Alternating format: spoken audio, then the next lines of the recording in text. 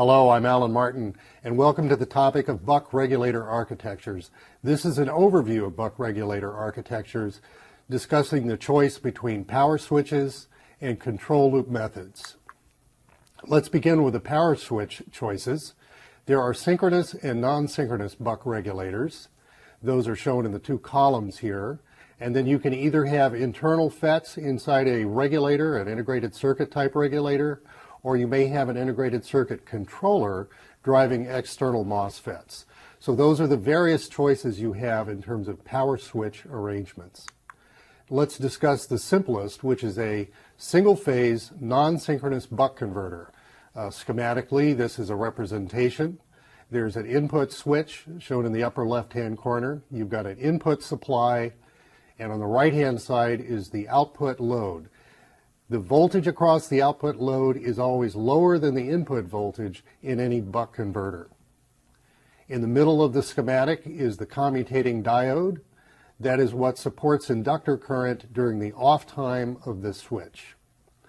The most important equation on here is the Vout is the duty factor times Vin, or re-expressed as the duty cycle is Vout over Vn. That's a very important equation. It's a good approximation. In reality, the duty cycle will be slightly wider to make up for losses in the stage. Here's some key waveforms off of that schematic. Notice that the input current is discontinuous. The inductor current, which is the third waveform, is always continuous. It does have inflection points, but there are no discontinuities in the inductor path. The bottom waveform is the switch waveform. That's the junction between the commutating diode, the input switch, and the inductor input side. This is a rectangular waveform. The duty cycle of the switch, again, is Vout over Vn, plus a little bit more to make up for losses. Notice that the discontinuous input waveform in the top trace is what is seen across the input capacitor of the stage. The RMS value of that waveform is what sets the physical size of the input capacitor. The input capacitor is based on RMS ripple current rating, not on its capacitance value. Let's look at the difference between light load operation and full load operation. The upper waveforms show what is occurring in a synchronous buck regulator power stage topology. The blue trace shows inductor current. The minimum and the maximum of that inductor current waveform is what's called the ripple current of the inductor. The midline, or the average through the blue waveform, is the average output current from the supply. Now, as your load current decreases, that blue waveform moves down and crosses the zero axis. If, in fact, it's a synchronous regulator, such as a voltage mode regulator running in PWM mode, you will get negative inductor current. And many synchronous regulator control architectures look for the zero crossing or the negative inductor current and turn the bottom MOSFET off in order to provide diode or diode emulation mode, similar to the way non-synchronous buck regulators operate. That improves efficiency at light load. There's another anomaly that can occur in a synchronous buck. The two MOSFETs are arranged directly between Vn and ground. If both switches manage to turn on simultaneously, you've applied a direct short between the input supply and ground. This causes the MOSFETs to overheat. They will get slower, and the situation can become destructive. So it's important to not allow the MOSFETs to turn on simultaneously. The time in which both MOSFETs are turned off is referred to as dead time. There are several approaches to controlling dead time. The most common is a fixed dead time. That's essentially done by a one-shot inside the control loop, and it makes sure that the bottom switch is off previous to the top switch turning on and tying the switch node to Vn. There are other schemes known as adaptive dead time. These are more advanced controllers, and they allow a lot more flexibility in MOSFET selection.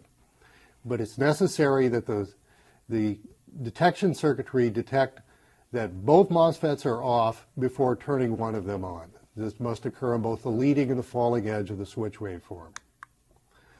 Now let's talk about the choices of control mode. The power stages can all be controlled by one of various choices of control mode. And each control mode has its advantage or disadvantage, and we will cover those in the following slides. Current mode control, there are several particular approaches: peak current mode, valley current mode, average current mode. There's a number of them. All of them have their various advantages. That's a more advanced topic. And then there's a hysteretic mode control. Constant on-time type parts are a derivation of hysteretic mode.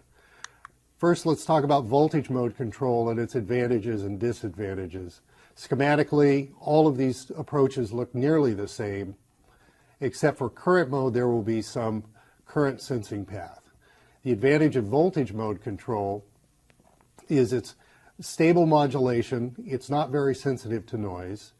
You only have a single control path, and it works over a very wide range of duty cycles.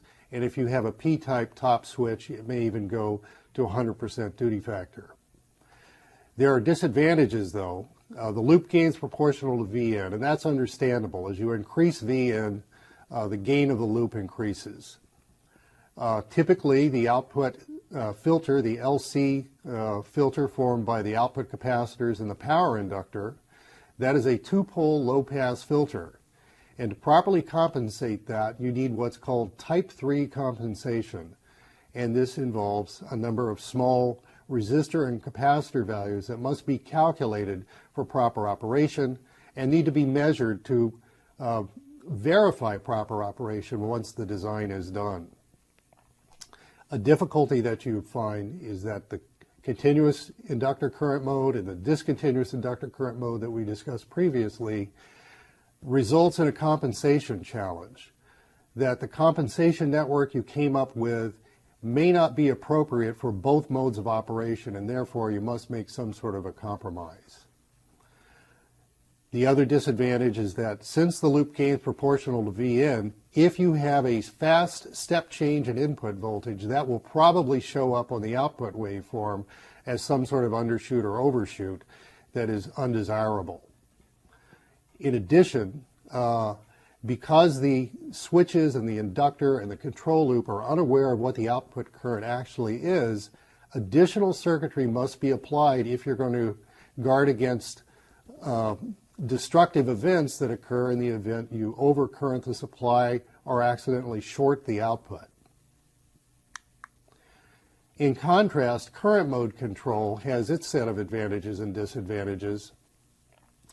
The output LC filter, because of the inner current control loop, changes the output LC characteristic to that of a single pole low pass.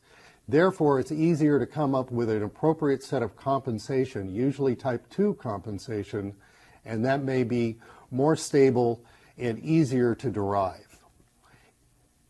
The stage or this control method has very good line rejection as well. So step changes in the input voltage don't show up nearly as badly in the output waveform as a result of using this control technique. Inherent in this control technique is that you get cycle-by-cycle current limiting. So in the event of short circuit or overcurrent events, the power supply will behave properly and non-destructively. In the case of using it in multi-phase operation, which we'll discuss in a later module, current sharing can be implemented because you provide independent current information for each phase of a multi-phase design. One of the disadvantages is that they may be susceptible to noise. This is because the current feedback signal that enters the control loop is quite small in nature because you're trying to minimize the amount of power wasted in the current sensing element. It's susceptible to minimum on-time issues. So if you've got a peak current mode control loop, it may be inconvenient or very hard at minimum on time to properly sense the inductor current and in the switching cycle. This tends to happen at high input voltages and low output voltages. where that event occurs. And as I alluded to, you need some sort of sense resistor mechanism to actually sense the current in each phase of a particular design. That can either be a discrete resistor. There are occasions where you can use the inductor resistance as part of the control loop, and there are other topologies that use MOSFET on resistances instead of a discrete resistor. And then the third most common control method is that of hysteretic mode.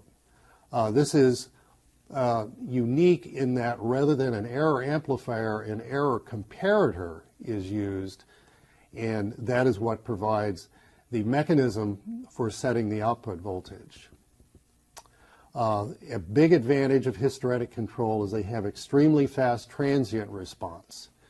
Essentially, the loop is looking at the output voltage, and if it's too low, it turns on the switch. And when the voltage reaches the necessary output level, it turns the switch back off. There's no phase compensation required in these. In other words, they're inherently stable, if you can use that, because it could also be stated that they're inherently unstable, and hence the name hysteretic mode. Disadvantages is these are essentially ripple regulator topologies, and any extra noise on the output may cause malfunction of the loop. Additionally, they do require some output ESR of the output capacitors in order to actually sense changes in output voltage. So output capacitor selection is key to the proper performance. They're very sensitive to layout. They're very sensitive to component selections. They don't scale well, and they don't migrate well from design to design. So you may get it working the first time. You try migrating the very same schematic into a different layout, and you run into problems. Also, there's large frequency variations in these. Some of them are essentially spread spectrum or chaotic, and some of them, such as minimum on time, are pseudo-constant frequency, and there are approaches for mitigating issues there. So there you have it. Those are the various control methods that you may find in a synchronous or non-synchronous buck regulator. Thank you for joining us on this topic.